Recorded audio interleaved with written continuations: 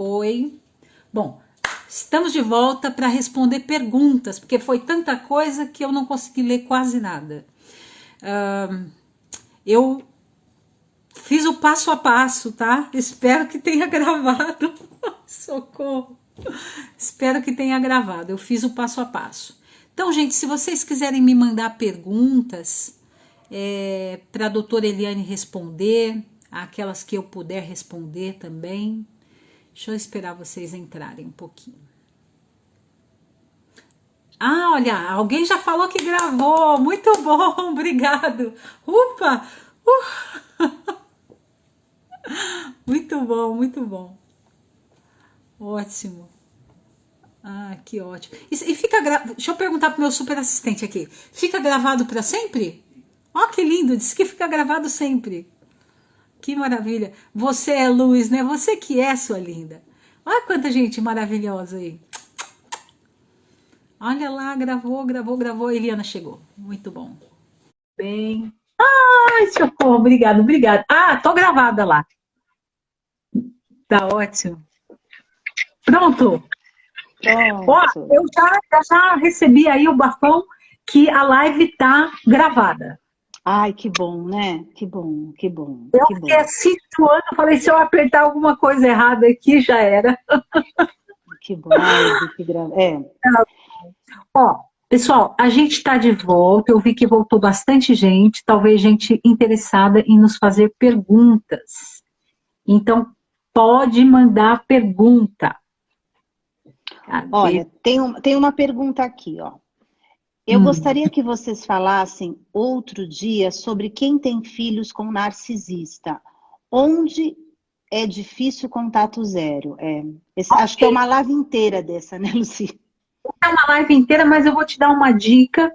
É, Quando eu fui estudar essas figuras, né, o narcisista patológico, dentro da minha área de atuação, a gente não estuda psicologia, né, eu sou advogada, mas eu fui para os Estados Unidos fazer um curso de extensão em direito americano, eu estava na Universidade de Yale, uma universidade muito renomada dos Estados Unidos, e lá eu acabei me envolvendo com um grupo que falava a respeito de abuso psicológico principalmente, violência doméstica invisível, né? Aquela insidiosa. E eu acabei descobrindo com essas pessoas, e depois com muitos outros profissionais, eu fui a outros profissionais pelo mundo, é, que eles tinham um padrão de comportamento. E aí, quando essas figuras abusivas, elas tinham um padrão de comportamento que muito se parecia, ou muito se parece, com as pessoas que têm o transtorno de personalidade narcisista e também os antissociais, os psicopatas. Mas é mais difícil, né, quando o cara é só narcisista. A gente pensa que é o jeitão dele, E não é bem assim. E quando nós estamos estudando essas figuras, americano põe nome em tudo, né? E eles têm uma coisa que eles chamam de técnica da pedra cinza, the gray rock technique, tá? E é você minimizar o contato emocional com essas pessoas, tá? Então, tem filho com ele, limitar a conversa a criança. Começou a esticar demais, você fala, olha, essa conversa ela já está indo além dos nossos interesses a respeito da criança, então não quero falar. É demonstrar o mínimo de emoção possível quando estiver perto dessa pessoa. Como se você fosse uma pedra mesmo. Ah, sim, ah, não. E tentar não entrar na pilha das provocações. Eles provocam muito, difamam, triangulam, colocam uma pessoa contra a outra, então é importante não tentar entrar nisso. É muito mais extensa essa coisa, eu tenho vários textos na página a respeito disso, procure por lá que você vai achar. Tem até um em notas que tem o link para outros textos a respeito disso. Mas, basicamente, é diminuir a sua resposta emocional quando eles estão por perto. Vamos lá? Tem uma pergunta aqui, ó. Explique um pouco porque temos uma tendência a atrair ou repetir os mesmos padrões de relacionamento, mesmo já aprendemos um pouco mais sobre. Olha, Essa a psicóloga vai te explicar. É assim, olha, a gente não pode esquecer que nós temos modelos, a gente cresce dentro de uma família e a gente tem modelos, né? Modelos. Quando você vive uma relação agora atual, não tem jeito, você vai buscar, lembra na nossa rede de memória? Você vai buscar coisas parecidas, você vai buscar coisas que você pensou, que você atraiu. Eu sempre falo uma coisa assim, ó, é muito importante a gente prestar atenção que a pessoa que se envolve, que fica envolvida, emaranhada numa relação abusiva, ela pode ter dois tipos, eu vou categorizar em dois tipos. Ou ela tem uma baixa autoestima, ela tem uma carência, ela tem uma questão que com a vida dela, e ela achou alguém que ela pode cuidar, ela achou alguém que ela pode fazer as coisas, ela, entendeu? E é um prato cheio. Ou, tô falando assim, ó, bem genericamente, assim, pra gente poder responder, não ficar aqui entendendo? Ou é aquela pessoa que faz tudo. Sabe aquela pessoa que ela vê a vida do outro, ela faz tudo pelo outro, ela ajuda, ela faz, ela acontece, então assim, é um prato cheio também. É um perfil, né? É um perfil que atrai muito o abusador, né? A Mulher Maravilha, a mulher que resolve tudo, ela quer um prêmio, que é o amor dele. Então ela resolve tudo. Então é um perfil que atrai muito as figuras abusivas, né? Precisa estar muito atento. Atento aos nossos padrões de comportamento, né? Tem uma pergunta lá atrás que eu já vou enganchar com essa. O que se fazer com sentimento de culpa? Lembra que se você tem uma lesão, vou usar esse termo, se você tem um prejuízo nesse sistema límbico, muita coisa você não conseguiu fazer como era para ser feito. Não foi possível você reagir. Não foi possível você fazer uma tomada de decisão. Quantas mulheres sofrem abusos e depois falam assim, puxa, eu poderia ter me defendido, eu poderia... Não conseguia, você está num momento de congelamento. Então, assim, o sentimento de culpa, eu sei que é difícil lidar com ele, mas você tem que pensar assim, naquele momento não era possível agir de outra forma. Eu fiz o que eu sabia melhor. Eu tenho 47 anos, eu olho das minhas relações de 20 anos atrás e eu falo, poxa, mas por que eu não me comportei de tal forma? Porque eu me comportei da forma que eu sabia naquele momento. Isso é se autoacolher para poder se perdoar. Não é? Você acolhe quem você era naquele momento. Tem outra pergunta. Você tem alguma aqui? Eu tenho uma aqui. O que você tem aí? Eu vou falar essa aqui que tá agora aqui. Diga, sim, vai. Essa, eu saí do relacionamento abusivo, essa, tá lendo? Há um ano, mas agora estou com sintomas de estresse alto. Alergias, dor de cabeça. No começo da outra live eu disse o seguinte, às vezes um estresse muito grande, um alto índice de estresse, ele leva a um estresse pós-traumático.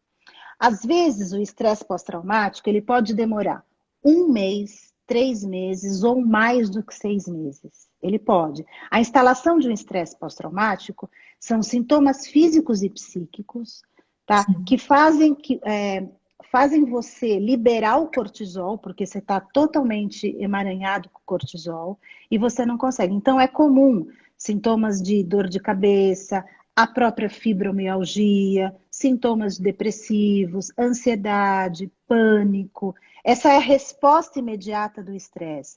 É para isso que a gente indica a limpeza. Você fazer essa limpeza no seu cérebro para que você possa reprocessar esses sintomas que estão te fazendo hoje, mas que eles te remetem a alguma coisa que ficou não reprocessado, não editado, não configurado lá atrás.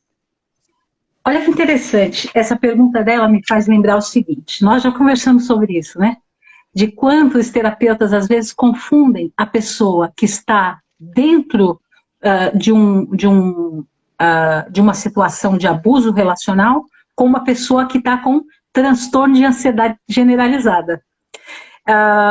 Os americanos, eu falei que eles dão nome para tudo, né? eles chamam esses sintomas que ela relata de Narcissistic Abuse Syndrome, síndrome do abuso narcisista, que não é uma síndrome reconhecida pela medicina, ou pela psiquiatria ou psicologia, mas é um modo que o americano que estuda essas figuras encontrou para descrever essa pessoa que tem sintomas físicos, sintomas de estresse pós-traumático, ansiedade generalizada, ou seja, um conjunto de condições do ponto de vista psiquiátrico, psicológico, que parece que não tem uma explicação lógica. Eu estou estressado por tal coisa, estou ansioso por tal coisa, ou eu tenho estresse pós-traumático porque estive em guerra ou fui estuprado. Não, parece que não tem nenhuma dessas explicações. É um conjunto de sintomas que você só consegue explicar quando descobre que a pessoa vem de ser submetido a abuso narcisista ou abuso relacional em geral, tá?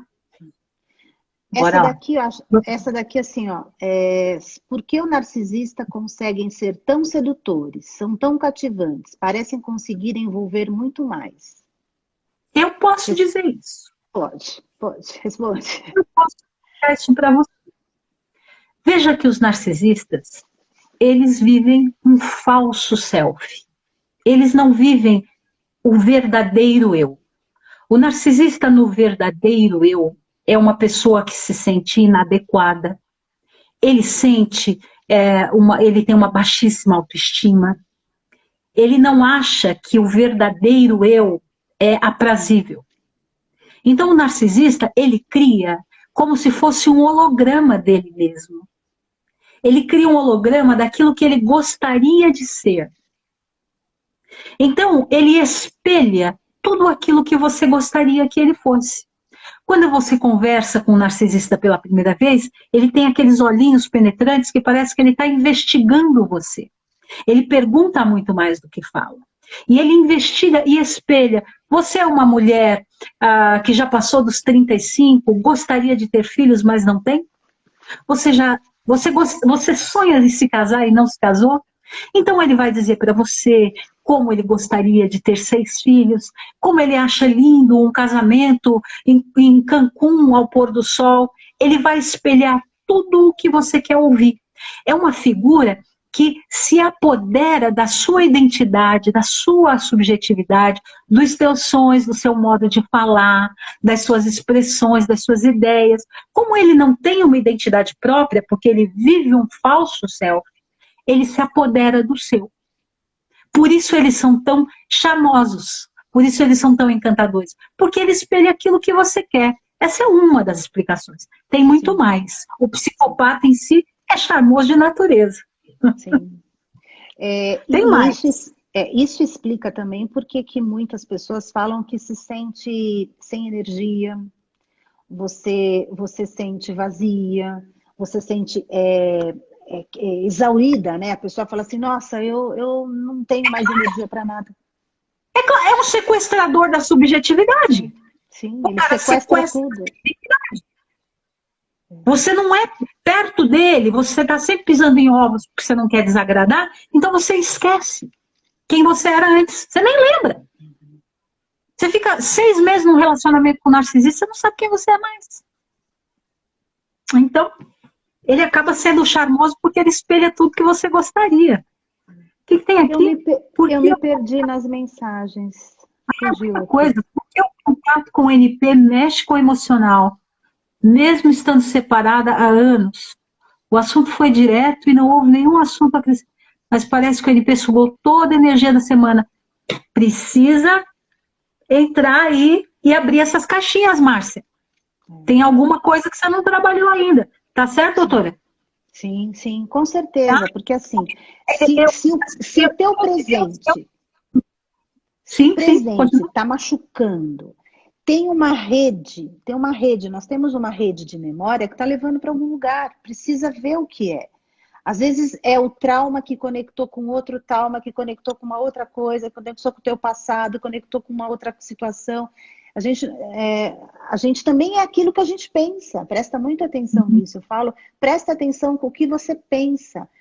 Presta atenção nas suas crenças. Então, assim, eu nunca vou sair disso, nunca vou conseguir ficar bem, eu jamais vou me ver bem, jamais vou ter outra pessoa. Quando você fala isso, o nosso cérebro acredita isso como uma verdade. Ele está entendendo que isso vai acontecer e pronto, acabou.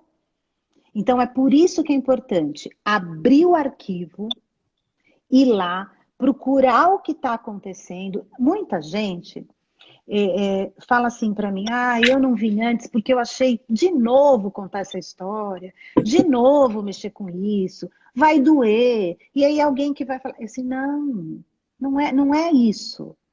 Né? Muita gente evita de fazer uma psicoterapia, seja MDR ou qualquer outra, porque assim, eu não quero mexer.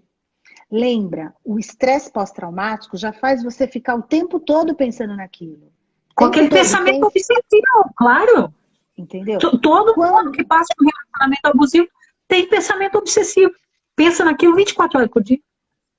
Então, assim, mas você pensa com o pensamento e a idade do que aconteceu, não com o que você está agora. Tem muita gente, muitas pessoas, homens que eu já atendi, mulheres, que falam assim, nossa, eu já entendi tanta coisa com esse trauma, com essa situação, mas eu não consigo deixar de pensar. Eu ainda fico com aquela ideia na cabeça o tempo todo, parece que está acontecendo hoje. Parece que isso está acontecendo agora. E tá, né?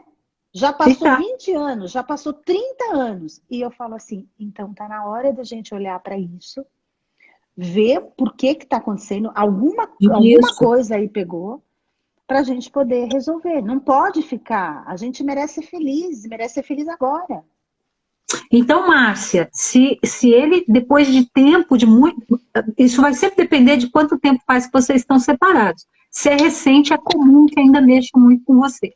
Mas se já faz muito tempo e esse contato continua te desestabilizando desta forma, é importante procurar ajuda profissional.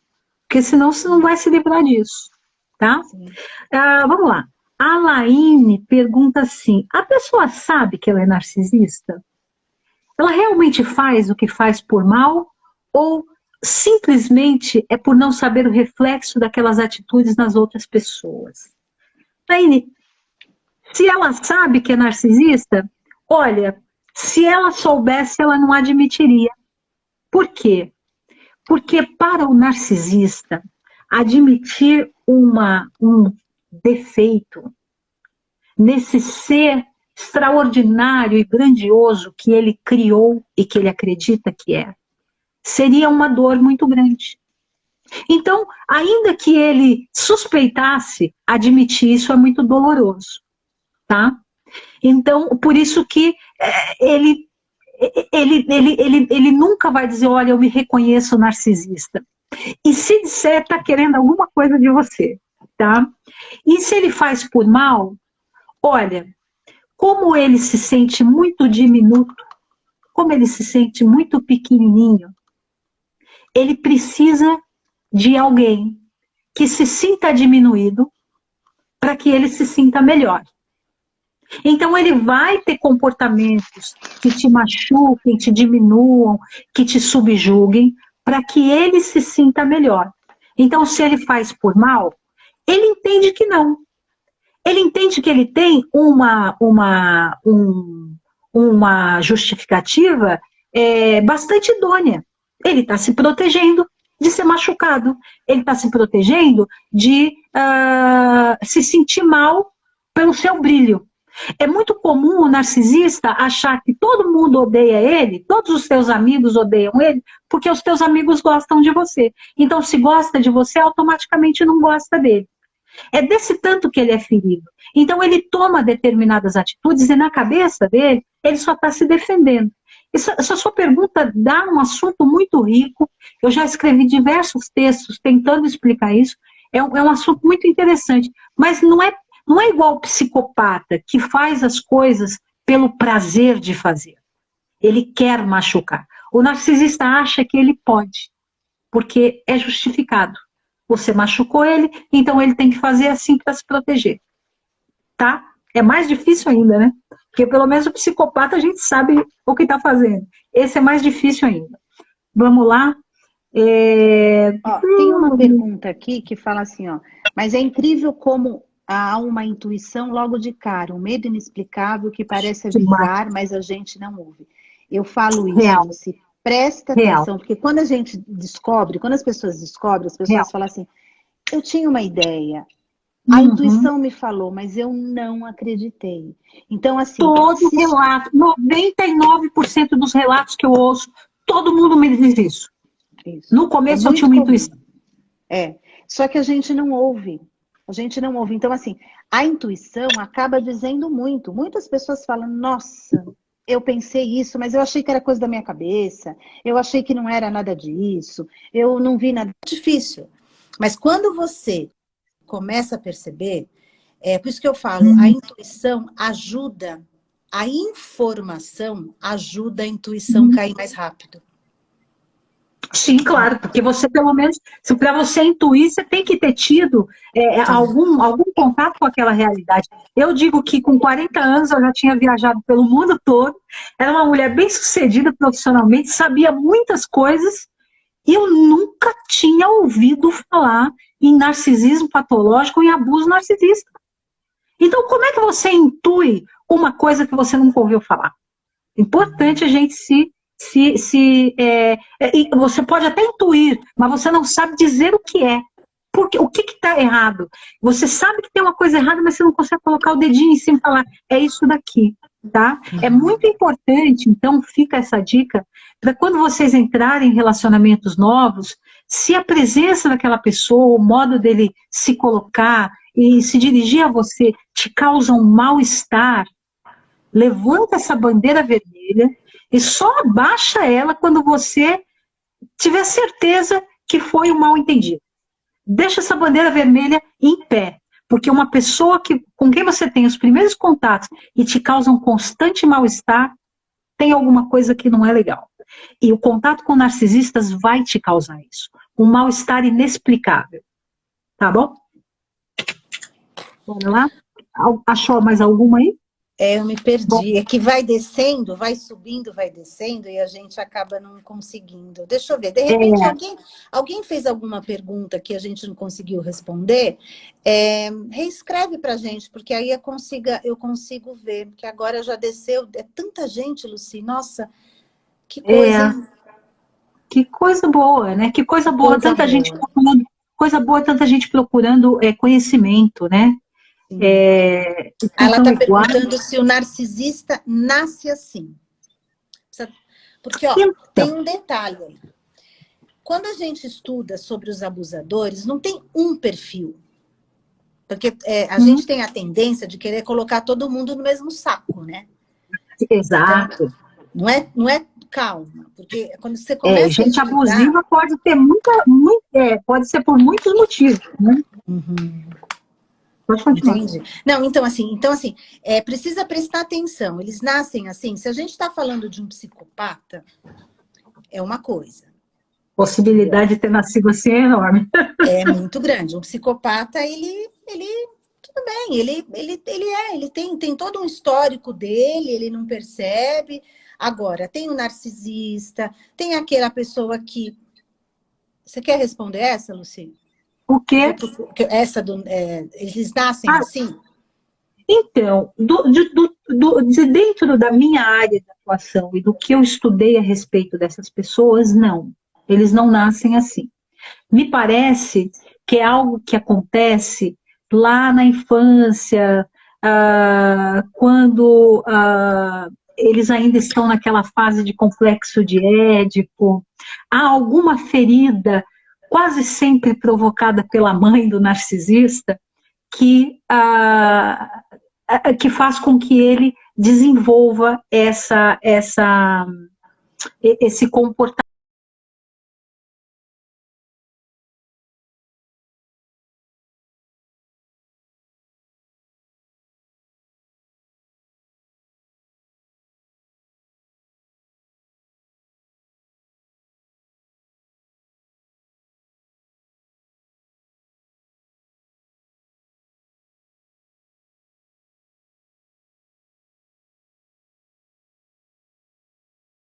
será que trava, hein?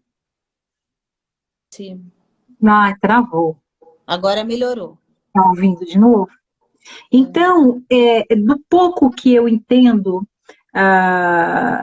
do desenvolvimento das patologias e dos transtornos de personalidade, eu te digo que narcisistas não nascem assim. Há algo ao longo do caminho que acontece e os deixa dessa forma. Agora, presta atenção, gente, vocês não são terapeutas, vocês não são psiquiatras, não é a missão de ninguém cuidar de ninguém, hein?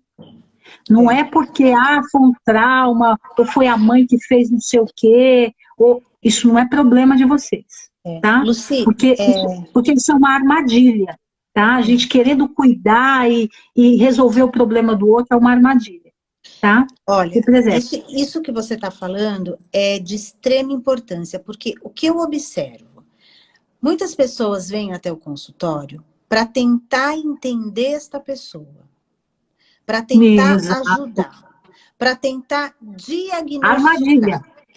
Então, assim, eu conheço pessoas que já leram todos os artigos possíveis sobre narcisista, já leram tudo sobre psicopatia, já conseguem até escrever tese já. É uma grande cilada, porque enquanto você entende o outro, você não se entende. Você não sai da armadilha. Então, também é uma armadilha você ficar o que a pessoa é, por que ele é assim, qual a característica. Tentando colocar a pessoa num diagnóstico. Isso é um grande porque problema. você está falando, você está tentando ajudar a pessoa com alguma coisa que ela nem entende que é um problema. Não. E veja só, eu quero ajudá-lo, mas ele está te pedindo ajuda? Não. Né? Essa ajuda, quem é que está precisando de ajuda aqui? É você que está sofrendo que está precisando de ajuda. Essa pessoa, dentro de todo esse narcisismo exacerbado, está tocando a vida dele. E ele acha, no final das contas, que o grande problema é você. Sim. Então se preserve. Não é sua missão sarar ninguém. Tá? Se ele é narcisista ou não nos cabe dizer isso. Quem diagnostica as pessoas é o profissional, com testes e exames, enfim. Né? Nós podemos ter uma suspeita de que aquela pessoa tem comportamentos narcisistas, mas não é a sua missão tentar diagnosticar ninguém. Tá? Cuidado com isso. Sim, deixa eu ver. Senão você não resolve. Não sabe. Olha, a Camila está aqui. Camila, um beijo, ótimo ponto de vista. Que bom ver vocês aqui. Olha, essa relação que a Lucy falou é o outro ponto que a gente precisa prestar atenção. Porque olha só o que acontece. Eu estudo tanto o outro, eu sei tanto do outro, que eu me desloco de mim. Claro. Eu já não sei mais o que eu quero, eu já não sei mais o que eu gosto. Uma vez eu estava conversando com uma pessoa, não era no consultório, mas uma pessoa, ela falava tanto do outro, tanto do outro, tanto do outro, que uma vez eu perguntei assim para ela, tá, deixa eu perguntar uma coisa para você, e você, o que você gosta? Ah, nem sei, eu sei que o outro gosta, mas eu não sei. Eu não sei quem eu sou. Ela perde, porque são, como eu disse, são sequestradores da sua subjetividade. A doutora Silvia Malamude tem um livro que chama Sequestradores de Almas, né? Então, maravilhoso. Aquele Fábio de Mello, quem me roubou de mim, né? São todas variações, né? Roubam você de você mesmo, você não sabe. Você vira uma extensão narcisista. Você é o que ele quer que você seja. Você pode ser uma maçã, mas se ele for uma árvore de pera, você vai dar pera. Sim, entendeu? Sim. É isso. Olha só, tem aqui, ó, a Nádia Rolim, Nadiane Rolim, diz, eles se mostram as melhores pessoas e querem resolver todos os nossos problemas. E dizem que as pessoas que estão próximas não prestam. Presta atenção, gente.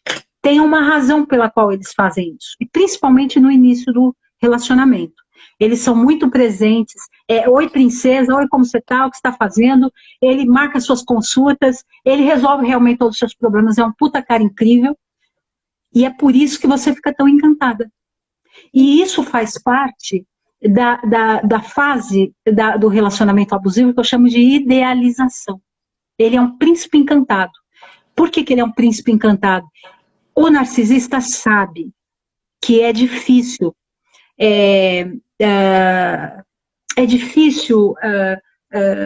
representar aquele papel, aquele falso selfie que ele criou. É um papel, lembra que eu falei? Ele é um holograma, não é ele realmente aquele, né? Doutora Silvia hoje chamou esses caras de alienígena, né? Ele cria esse cara, tá? Então, é difícil para ele manter essa máscara. Então, no início, ele vai bombardear você, ele vai fazer o love bombing de forma que você fique totalmente encantada e não perceba as pequenas falhas, não perceba as pequenas deslizadas de máscara. Quando você fala assim, todas as pessoas ao redor não prestam. Por que não prestam? Porque ele tem medo que as outras pessoas percebam que ele está atuando e orientem você. Então, o que ele faz? Ele vira o seu mundo. Ele dá tudo o que você quer. Ele dá tudo que você sonhava encontrar num cara, de modo que você fique distraída e não precise de mais ninguém no seu redor. Você não precisa de mais ninguém, porque ele é tudo. Ele te provê em tudo, emocionalmente, te dá presentes incríveis, te leva em lugares que você nunca foi. Ele é o cara. Você fala, eu tô sonhando. Você sabe, eu me lembro de uma frase que eu usava para descrever o meu relacionamento nos primeiros 2 meses. Eu dizia assim, gente, eu não tenho referência de ter sido tão bem tratada assim na minha vida. Eu não tenho referência. Olha que loucura. Ou seja, ele espelhava tanto tudo que eu precisava naquele momento que eu não conseguia perceber as pequenas deslizadas. Então, isso que você falou faz parte da idealização. Só que aí depois vem a desvalorização, né? E o descarte. A Nadijane está no Rio de Janeiro, viu? Olha, ela está no Rio. Ah, é? Ela está no Rio, Oi, é minha cunhada. Rolinho, olha lá.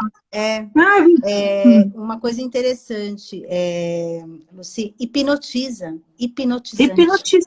Olha só, lembra que eu falo lá, como é que eu chamo essas relações? Eu chamo elas de tóxicas. Por que tóxicas? Porque a droga, ela entorpece. São relacionamentos entorpecentes. Você tem picos de dopamina e de químicas maravilhosas, como se você tivesse num barato doido, tivesse acabado de comer um puta chocolate gostoso ou usado uma droga. Você vai para aquele pico de alegria. E é o que essas relações te dão. Picos de coisas boas e abstinência. Picos de coisas boas e abstinência. Por isso é tão viciante, né? É viciante. Tem aqui uma outra coisa interessante que o Falcon disse, ó. Quando a gente insiste em ficar numa relação com um narcisista, ficamos um pouco assim também? Ou chegar a pensar isso é fruto da relação tóxica? Isso é fruto da relação tóxica. Porque você você faz movimentos para tentar viver com aquela pessoa. Então você aprende a manipular. Quando você está naquela fase de desvalorização, você faz de conta que está doente para ver se ele cuida de você de novo. Você mente, você vai mentir também.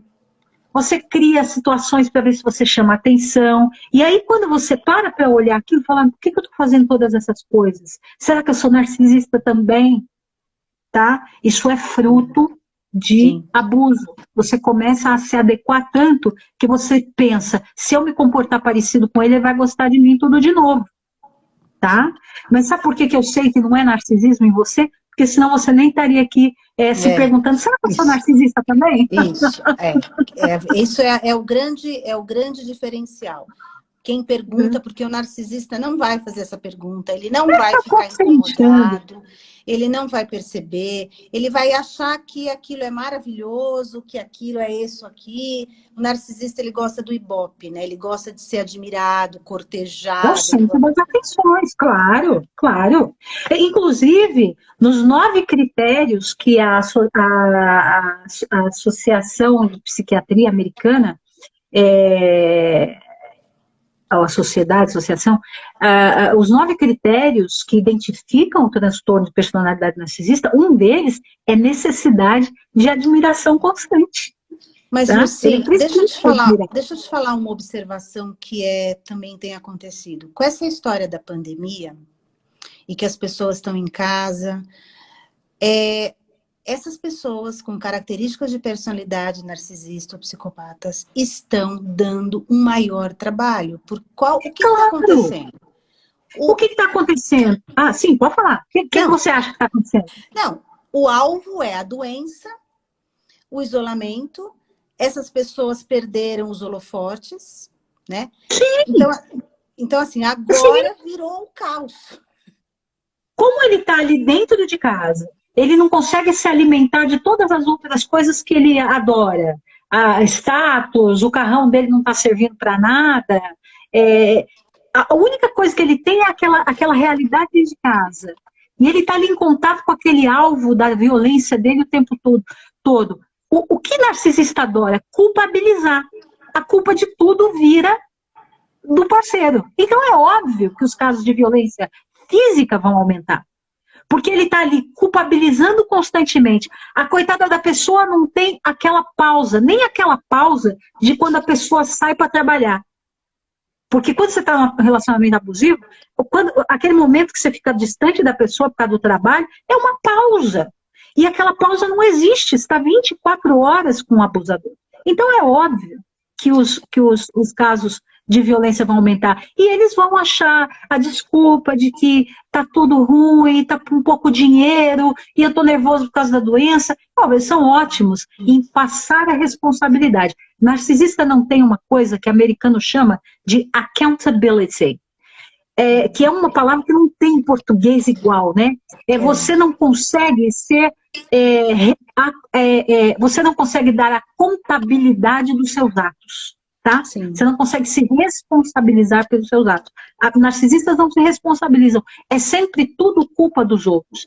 Então, no caos atual que a gente está vivendo, ele encontra o quê? Nos filhos, na parceira, em quem estiver na frente, a culpa de tudo de ruim, até da frustração dele está dentro de casa. Mas tem uma outra coisa. O que eu vejo muito nesses atendimentos que eu estou fazendo online, assim... Não vão usar máscara, vão sair para a rua sim, vão fazer, entendeu? Vão criar, e vão sair para fora, e vão voltar para dentro de casa. Então, assim, essa questão é muito séria, porque o que eu estou vendo de situações ameaçadoras dentro de casa, olha, mas ele saiu sem máscara. Não são pessoas que cooperam, não são pessoas que gostam de cooperar, são péssimos motoristas, são agressivos no dia a dia. Então, o que você esperar numa pandemia dessa? Mais agressividade. É gente que não coopera nunca. Porque, e essa é uma característica, esse não cooperar é uma característica presente tanto no narcisista quanto no psicopata. Ele detesta a regra social. Então, imagina dentro de casa essa figura. Tem uma pergunta interessante aqui, olha. Geizinha, presta atenção no que eu vou te dizer. Como avisar uma pessoa que vive num relacionamento assim e não sabe? Depende de quem é essa pessoa, tá? Se for sua amiga, você sabe que ela pode até levar isso a mal, mas você pode ter essa conversa com ela, oferecer material para ela se educar, dar acolhimento se ela não quiser te ouvir naquele momento, não julgue, tá? Você pode fazer isso com uma irmã sua, com alguém dentro de um grupo, mas nunca faça isso com a atual do seu ex. Você vai virar a louca da situação. Muita gente pergunta para mim, meu ex-abusivo está com uma pessoa nova e ela parece ser uma pessoa legal. Eu devo avisar? A resposta é não. Se essa pessoa te procurar, e é possível que te procure, você pode acolher e falar o que você sabe se ela te perguntar. Mas ir procurar vai fazer você alvo de chacota desse casal, tá? Eles vão achar que você é a doida ciumenta. Não tem jeito. Essa é uma experiência que ela vai ter que viver por conta dela. Tá? E lembra, Lucy, é importante isso, lembra que você pode retraumatizar o seu trauma. Então, Sim. Além de já ter ficado traumatizada com o que você viveu na relação, Sim. Fazer isso é descer ladeira abaixo e se esfolar toda, porque você vai ser traumatizada de novo. Claro, você está lidando exatamente com o ex, né? Você está falando de tudo que já foi feito com você, né? Tudo que foi feito com você, revivendo aquilo, né? Aconteceu, vou abrir aqui um pouquinho da minha vida pessoal para vocês, porque aqui todo mundo é íntimo meu, vocês já sabem muito da minha vida e tudo bem. Uma namorada posterior do meu ex-abusivo me procurou, e foi interessante que eu a acolhi, sim, é uma pessoa muito querida minha hoje, e à medida que ela chegou muito apavorada, querendo saber se ela estava certa nos pensamentos dela, se eu podia ajudar, ou se era uma impressão dela, ou se era tudo culpa dela. E à medida que ela ia começando a me contar alguns comportamentos dele, eu falava, para aí que eu vou completar. Para aí que eu vou te dizer o que aconteceu depois. E ela ficava assim chocada, porque de fato, tá? Eles são repetitivos. Eles repetem um comportamento. Eles repetem. Então, quando eu abri tudo isso para ela, eu já estava muito vacinada, eu já escrevia há muito tempo, eu já entendia muito essas relações. Então, para mim, foi um contato. Em alguns momentos, mexeu um pouco comigo, me abriu algumas caixinhas assim, e me levantou alguns temas, mas eu consegui me distanciar disso rapidamente. Mas é por isso que eu digo, cuidado quando você achar, querer ser a boa samaritana para a atual. Não vai funcionar, vai ser um tiro no pé para você. Tá? Então, Geizinha, se for sua amiga, sua irmã, alguém de um grupo, ofereça acolhimento e informação que você tiver e tenha paciência, porque às vezes a pessoa não vai te ouvir. Mas se for atual, corre. Bora lá. Gente, eu falei 15 minutos, isso aqui vai dar uma hora. Já está quase acabando de novo. Ai, meu Deus. Não esquecendo que a gente fala muito, Lucy, de relacionamento amoroso, afetivo, mas as relações de trabalho, de amizade. E olha, eu vou te falar uma coisa muito séria. E que fico muito feliz por isso. Adolescentes hoje já se percebem numa relação abusiva. E já começam a trabalhar de forma diferente. Já trazem para o consultório, para os grupos onde eles estão, olha, essa relação é abusiva, essa relação é tóxica. Nunca se falou tanto sobre isso. E eu vejo mais cedo, adolescentes de 14, 15 anos já trazem essa informação para o consultório, quanto que aquela relação de amizade me escraviza, abusa de mim, entendeu? Sim. E o quanto que isso eu falo assim, é uma luz, né? Quando a pessoa consegue enxergar que o outro, ele não precisa daquilo, pronto, você se liberta. Exato. O rapaz tinha feito uma pergunta lá no começo, né? Como é que a gente se educa se está com dano? É importante, se você conseguir, se você tiver aquela intuição de que as coisas não estão bem, aqueles sentimentos que você tem desagradáveis quando você está dentro de uma relação abusiva, você tem que pegar esse gancho para tentar descobrir o que está acontecendo. Porque se você pegar um ganchinho, você vai. Eu vou de novo, vou contar tudo hoje. Eu vou contar. Pronto. Eu vou dizer que eu fazia 4 anos que eu estava num relacionamento abusivo e eu não entendia direito, porque no início ele era um cara muito legal e eu não entendia o que tinha acontecido ao longo do tempo e eu realmente ignorei os sinais iniciais, né? Porque era tanta coisa legal que eu deixei para lá as coisas ruins. Vocês sabem do que eu estou falando. Só que aí chegou um momento, gente, que foi uma coisa muito surreal. Já tinha acontecido muita coisa doida, mas quando saiu da realidade, eu falei, tem alguma coisa errada aí. Eu sou advogada, o cara era veterinário. E um dia ele me empurrou. e disse: você está tentando roubar os meus amigos e o meu trabalho, porque eu fui elogiada pelo seu chefe.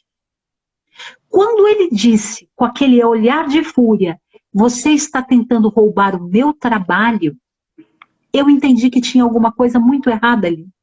Porque não existia a possibilidade de um advogado roubar o trabalho de um veterinário. E naquele momento, eu dei um passo para trás, eu me afastei por uns dias e eu comecei a pesquisar alguns comportamentos ruins dele que eu fui observando ao longo do tempo. E eu jogava assim, e na internet, e tudo me levava a artigos sobre psicopatia. Não se falava em narcisismo patológico no Brasil, 2012, 2013. Se falava. E aí eu joguei isso em inglês, e aí me abriu um mundo sobre narcisismo. Quando eu comecei a escrever sobre narcisismo, naquela página, eu tinha terapeuta que entrava e falava que eu estava com americanismos. Ah, tá com americanismo, isso aí não existe. Narcisista, todo mundo é, tá? Então, foi um instante de lucidez. Eu falei, isto não é normal, tem alguma coisa muito grave aí. Então, aproveite esses momentos de lucidez, vá se educar. Depois você vai buscar a terapia, a ajuda que você precisa, mas se eduquem, porque quando você sabe com o que você está lidando, é mais fácil sair. Tá? Com certeza. Gente, eu não sei que horas são, se vai cair, se não vai. Meu pai do céu. Vai faltar 10 minutos aqui, eu estou contando. Falta 3. A Camila perguntou, vamos fazer essa última pergunta. A Camila perguntou, isso pode ser algo genético? Olha, de novo, como perguntou lá se nasceu assim, de tudo que eu li sobre narcisismo, você pode até ter uma predisposição a transtornos de personalidade, mas, ao que me parece, narcisismo é socioambiental. Sim. Já psicopatia, pelo que eu li, é coisa genética. Tá? Olha, foi muito bom, espero ter ajudado. De qualquer forma, Lucy, eu quero me colocar à disposição para responder perguntas, para estar aqui, né? Eu estou na página da Lucy, mas eu estou como Eliana Rolim, tá? Na minha página. Eu tenho feito alguns conteúdos sobre ansiedade, depressão. Isso, gente, segue lá, precisa se educar, segue lá. Sabe? Vai entendendo, porque eu acho assim, a gente tem que ter conteúdo de informação, né? Eu sei que é importante, de verdade, é importante ler esses textos que a Lucy disponibiliza, é conteúdo sério. A gente vai deixar essa live registrada no YouTube, tem um canal no YouTube também, onde eu estou colocando todo o material. Eu sempre falo que a psicologia, ela precisa de compartilhamento. E olha, eu vou falar uma coisa muito séria. Psicologia não é só dentro do consultório, tá? A psicologia precisa derrubar as paredes do consultório, sabe? Se faz psicologia em muitos lugares. Então, isso que a gente está fazendo aqui, informação, com a sua ajuda, essa informação de você, não precisa muitas vezes, né? A gente troca informação, é live, é conteúdo, é vídeo, é roda de conversa. Eu acho que a gente precisa levar a psicologia para esses lugares também, para informação, né? Sim. O nome do canal é Eliana Rolim, tá? Muito bom, YouTube, muito bom. Eliana Rolim. E eu vou colocar esse material lá, essas 2 lives.